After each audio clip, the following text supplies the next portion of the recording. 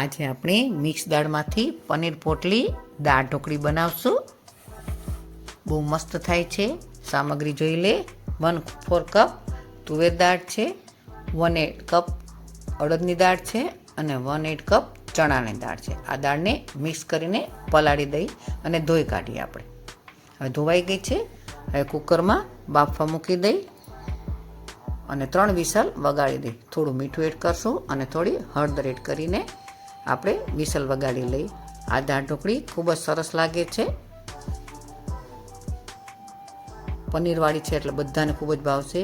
2 cup મેં ઘઉંનો લોટ લીધો છે, રેગ્યુલર જ છે, અને 1/2 કપ ચણાનો લોટ લીધો છે અને 2 ચમચા એડ કરશું આપણે મોણ. સ્વાદ પ્રમાણે નમક એડ કરશું, 1 ચમચી હળદર, 1 ચમચી મરચું પાવડર, 1 ચમચી ધાણા પાવડર અને અડધી ચમચી હિંગ. બધું મિક્સ કરી લેશું અને આપણે થેપલાનો લોટ બાંધી એવો લોટ બાંધી લેવાનો છે. એકદમ સરસ મજાનો ઢીલો લોટ બાંધી લેશું. આપણો લોટ બંધાઈ ગયો છે. હવે 10 મિનિટ આપણે એને રેસ્ટ આપી દેશું એટલે એકદમ સરસ કૂણવાઈ જાય. ઢાંકીને 10 મિનિટ રેસ્ટ આપી દેશું. હવે આપણી દાળ બફાઈ ગઈ છે અને આપણે મસ્ત એને ઝેરી લેશું.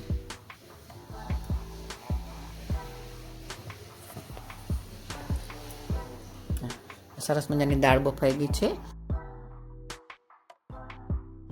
અને એક રસ બનાવી લેશું. એક મોટું ટામેટું છે, એક મોટું મરચું તીખું છે, આદું ક્રશ કરેલું છે, લીંબુ છે અને ધાણા છે. એ બધું આપણે એમાં મિક્સ કરી દઈશું. એક મોટું ટમેટાને ઝીણું ચોપ કરી લીધું હતું.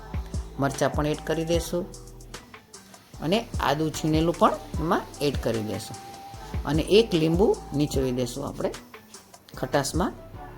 આમાં આંબલી નાખવાની નથી, લીંબુ જ નખાય. સ્વાદ પ્રમાણે નમક એડ કરશું, 1/2 ચમચી હળદર એડ કરશું, 1 મોટી ચમચી મરચું પાવડર એડ કરશું અને 1 ચમચી ધાણા પાવડર એડ કરશું અને અડધી ચમચી ગરમ મસાલો એડ કરશું. બધું મિક્સ કરી લેશું અને એને ધીમે તાપે ઉકળવા મૂકી દઈશું અને થોડો ગળાશ પ્રમાણે ગોળ એડ કરશું. ધીમે તાપે એડ કરશું અને 100 ગ્રામ પનીર લીધું છે. એનું આપણે પોટલીનું સ્ટફિંગ બનાવશું. 100 ગ્રામ પનીર તમે વધતું ઓછું કરી શકો છો. એને ઝીણું છીણી લેવાનું. એમાં 1 ઝીણું ચોપ મરચું એડ કર્યું અને 1 મોટી ચમચી ધાણા એડ કરશું. સ્વાદ પ્રમાણે નમક એડ કરશું અને 1 મોટી ચમચી આમચૂર પાવડર એડ કરશું અને અડધી ચમચી મરી પાવડર એડ કરશું. મરીનો સ્વાદ બહુ સરસ આવે છે આમાં. બધું મિક્સ કરી લેશું. હવે આપણું પોટલી માટેનું સ્ટફિંગ તૈયાર છે. આવી રીતનું સ્ટફિંગ તૈયાર કરી લેવાનું. હવે આપણે લોટ જોઈ લઈએ. 10 મિનિટ રેસ્ટ આપી દીધો તો હવે થોડું તેલ મૂકીને આપણે એને કૂણવી લેશું. એકદમ સોફ્ટ એવો ડોર તૈયાર કરી લેશું. કૂણવી લેશું તો હજી થોડો અને આપણો કૂણવાઈ ગયો છે. હવે એક મોટું લુવું લેશું અને એમાંથી આપણે પૂરી જેવડા નાના નાના લુવા તૈયાર કરશું. પોટલી વાળવી છે એટલે એકદમ નાના લુવા લેવાના. આવી રીતે નાના લુવા લઈને આપણે એનું ગોળનું વારી લેવાનું છે. આવી રીતનું ગોળનું તૈયાર થશે. તમે જોઈ લો. આવી જ રીતે સરસ મજાનું ગોળનું તૈયાર કરવાનું. હવે એને આપણે નાની નાની પૂરી વણી એમ પાતળી પૂરી વણી લેવાની. આવી રીતે બધી જ પૂરી વણી લેશું. આ પનીર પોટલી સ્વાદમાં એટલી બધી સરસ થાય છે. દાળ ઢોકળી કરતાં પણ એનો સ્વાદ એકદમ સરસ આવે છે. આવી રીતે બધી જ પૂરી આપણે વણી લેશું. એકદમ પાતળી વણવાની.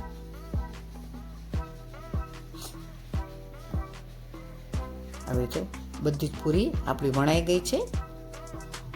હવે આપણે એની પોટલી વારી લેશું. એક એક પૂરી લેતા જાય અને એમાં 1 થી 1.5 ચમચી જેટલું સ્ટફિંગ થશે. આવી રીતે વારી લેવાની.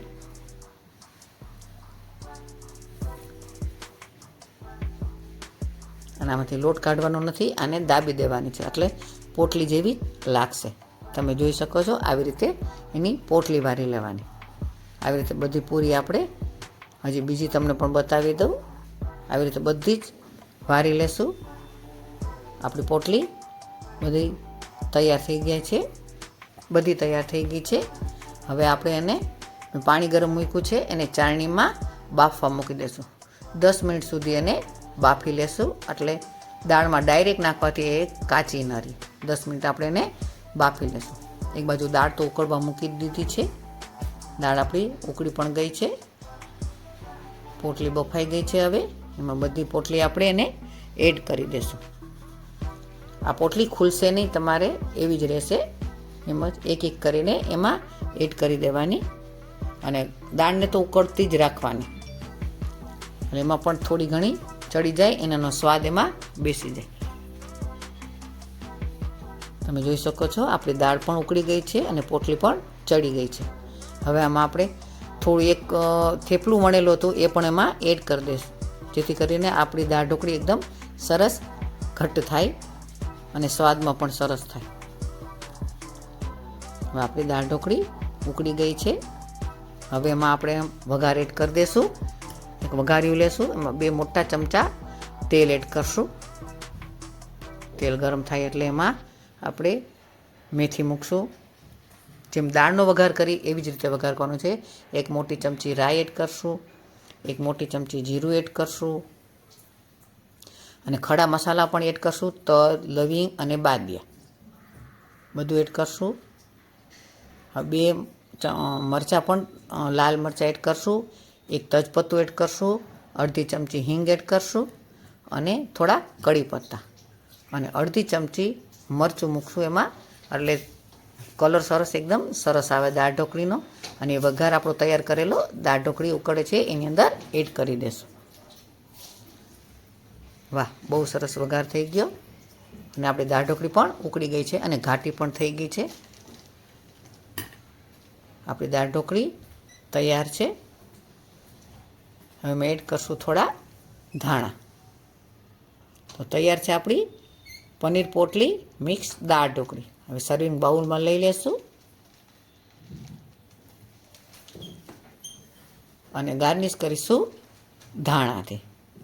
તો તૈયાર છે આપણી પનીર પોટલી મિક્સ દાળની દાળ ઢોકળી.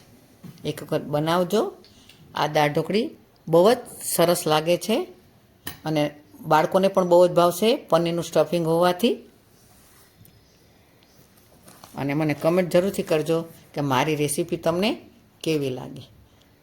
એક જ પોટલી એવી ને એવી રહે છે, તમે જોઈ શકો છો. જો અંદરનું સ્ટફિંગ બહુ જ સરસ રહે છે અને એનો સ્વાદ તો ખૂબ જ સરસ આવે છે. કમેન્ટ જરૂરથી કરજો કે મારી રેસીપી